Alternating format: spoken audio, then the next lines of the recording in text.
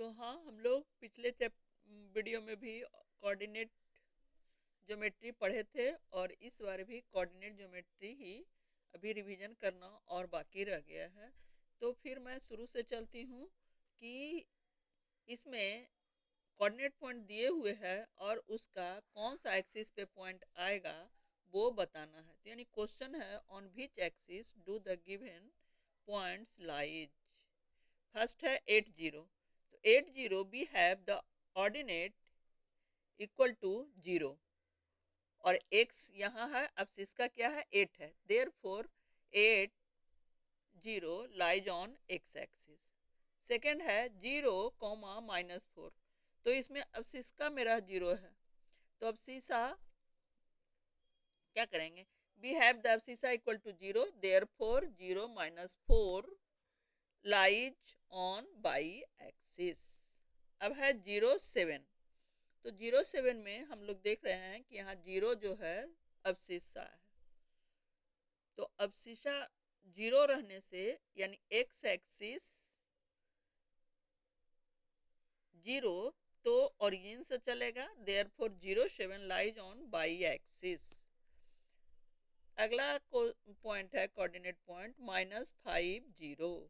तो -50 में ऑर्डिनेट 0 है क्योंकि -5 x है और बाई है जो 0 है, तो therefore ordinate equal to 0, so -50 lies on x axis.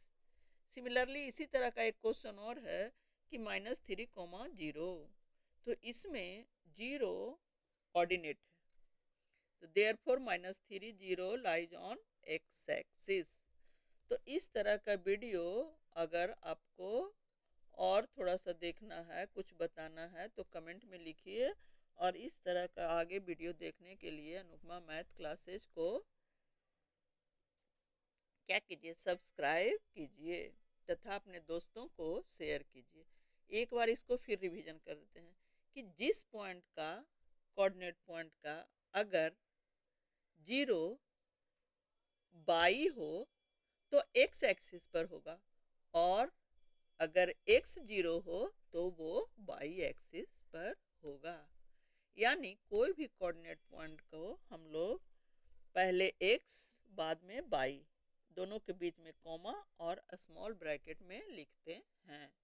Therefore जब भी मेरा क्वेश्चन आए और अगर एक्सिस पे पूछे कि कौन सा एक्सिस पे है, तो हम ध्यान देंगे कि अगर x 0 तो बाई एक्सिस पर और बाई 0 तो x एक्सिस पर।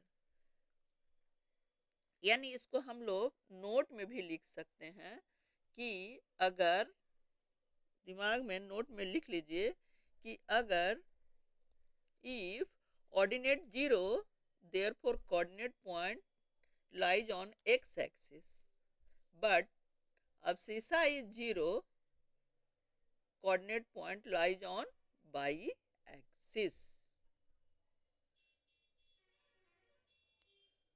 तो आगे वीडियो देखने के लिए अनुपमा मैथ क्लासेस को सब्सक्राइब करें और जो रिवीजन करना है उसके लिए कमेंट करें।